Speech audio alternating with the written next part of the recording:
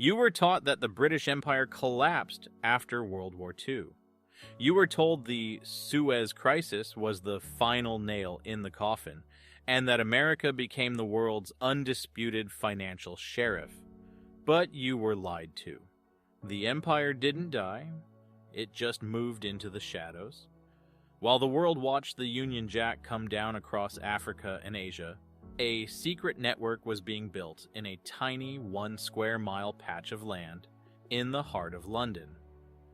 It's called the City, a sovereign corporate state with its own laws, its own police, and a remembrancer who quietly dictates terms to the British Parliament. This isn't just history, it's a hostile takeover. Today, London serves as the dark lungs of the global economy, breathing life into a $100 trillion offshore spider's web that controls Wall Street, hides the world's wealth, and dictates American interest rates. Britain didn't lose the war for the dollar. They just built a secret basement underneath it. In the late 1950s, Britain was staring into the abyss. The pound was failing, and the Suez Crisis had proven that America held the world's leash. But London's bankers realized something the politicians didn't. You don't need to own the currency to own the power. You just need to own the ledger. While Washington was busy regulating its banks to prevent another Great Depression, London created a legal vacuum. They invited the world to bring their US dollars to the City of London, promising that once those dollars touched British soil, they were no longer subject to American law. This gave birth to the Eurodollar. This was the first true shadow bank. If a Soviet bank or a Wall Street giant wanted to move massive amounts of cash without the FBI or the Federal Reserve watching, they did it in London. By the 1960s, there were more US dollars moving through the City of London than there were in the entire city of New York. London had effectively hacked the American currency, turning the dollar into a global tool that functioned on British terms. They didn't need to defeat America. They simply became the place where America went to break its own rules. As the 1960s and 70s saw the formal end of the British Empire, London's bankers performed a final brilliant act of dark geography. They didn't just grant independence to their island colonies, they turned them into financial fortresses. This is the spider's web, a network of British overseas territories, the Cayman Islands, the British Virgin Islands, Bermuda, Jersey, and Guernsey. On the surface, they look like tropical paradises or sleepy fishing villages. In reality, they are the specialized nodes of a global laundry machine. Here is how the heist works. A multi-billion-dollar American corporation or a Russian oligarch doesn't want to pay taxes or follow transparency laws. They move their money to a P.O. box in the Cayman Islands. But that money isn't actually sitting in a vault in the Caribbean. The legal architecture, the sophisticated accounting, and the high-frequency trading servers are all located in the City of London. These islands act as deregulation satellites.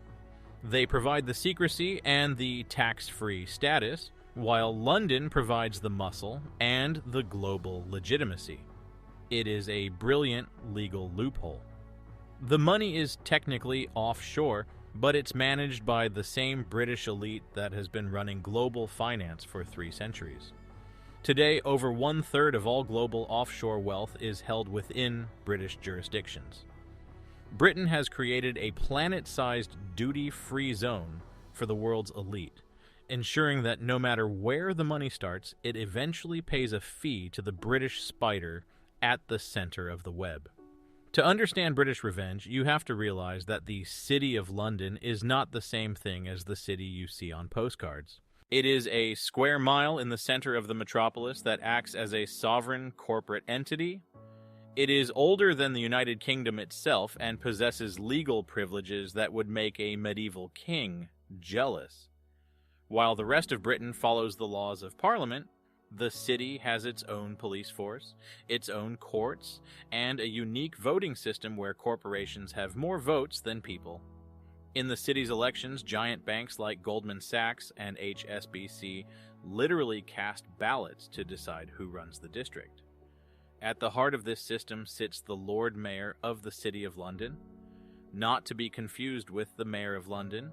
The Lord Mayor is essentially the world's most powerful lobbyist, traveling the globe to ensure the doors stay open for British finance. Perhaps the most dark geography element of all is the Remembrancer. This is a high-ranking official who sits in the House of Commons, behind the Speaker's chair, with a specific job: to ensure that no law passed by the British government ever interferes with the city's ability to move money. It is an institutionalized shadow in the heart of democracy.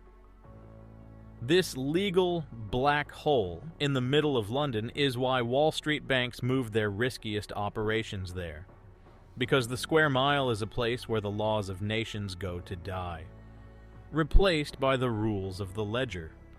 For decades, the most important number in the world wasn't the price of oil or the value of the dollar. It was LIBOR, the London Interbank Offered Rate. Every single morning, a small group of bankers in the City of London would sit in a room and decide what interest rate they felt like charging each other.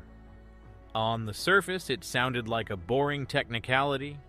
In reality, it was the ultimate lever of global power. Over $300 trillion in financial contracts were tied to this one London number. If you had a mortgage in Florida, a car loan in Ohio, or a credit card in California, your interest rate was likely determined by a handful of men in a London office. This was the invisible hand of British revenge. By controlling the benchmark, London controlled the price of time. In 2012, the world was shocked to discover that these bankers had been fixing the rates for years, manipulating the global economy to suit their own trading positions. While American regulators were distracted by Wall Street, the City of London was quietly taxing the entire planet through the math of debt. It proved that you don't need an army to occupy a country if you can occupy its interest rates. Britain had turned the world's debt into a British utility. Whenever the American government tries to tame Wall Street, they hit a brick wall called the London Loop. You see, the relationship between New York and London isn't a competition, it's a partnership in regulatory arbitrage. Think of it like this. If the U.S. passes a strict law like the Dodd-Frank Act to prevent banks from gambling with taxpayer money, the banks don't fight the law. They just move that specific gambling desk to London. Because the City of London operates as a light-touch regulatory zone, American banks can do things there that would land them in federal prison in New York.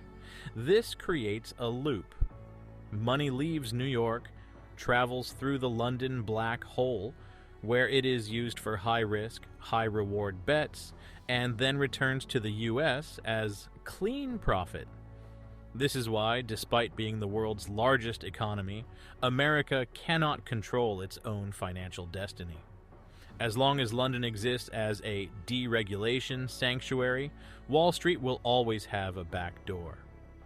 Britain isn't just a friend to the U.S. economy, it's the getaway driver. They've ensured that the American financial system is permanently tethered to British soil. Because without London's Wild West rules, the modern American banking model would collapse. In the world of the ultra-rich, privacy is the ultimate currency. And while Switzerland used to be the world's vault, the City of London has become its fortress. British law has perfected a witness protection program for trillions of dollars through the most powerful legal tool ever invented: the trust.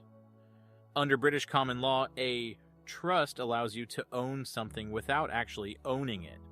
You can control a fleet of private jets, a Manhattan skyscraper, and $1 billion in gold, but on paper it all belongs to an anonymous British entity. This is why London is the laundry of choice for the world's elite. Whether it's a Silicon Valley tech mogul or a corrupt official from a developing nation, they all use the same British-designed legal tunnels to hide their tracks. London doesn't just hide the money, it defends it. The British court system is famously protective of reputation management. If a journalist tries to expose where a billionaire's money came from, they are hit with libel tourism, expensive, crushing lawsuits filed in London that can bankrupt a news organization before a single fact is proven in court. Britain has created a global sanctuary where the world's wealth is untouchable, untaxable, and, most importantly, untraceable. They aren't just managing wealth, they are guarding the very gates of the global elite's private dark geography. The maps in your history books are wrong. They show the British Empire shrinking from a global superpower to a tiny island in the North Atlantic. But if you look at the financial geography, the flow of trillions through the spider's web, you see a different reality. The British didn't lose their empire. They just upgraded it from a physical one to a digital, legal, and invisible one. While America spends its blood and treasure maintaining the world's military front end, Britain quietly runs the global back end. We live in a world governed by British law, serviced by British accountants, and manipulated by London-based algorithms. Every time you pay interest on a loan, every time a corporation dodges its taxes, and every time the global markets shift, you are feeling the tug of a 300-year-old leash. The revenge of Britain wasn't a war of cannons. It was a war of contracts. The sun hasn't set on the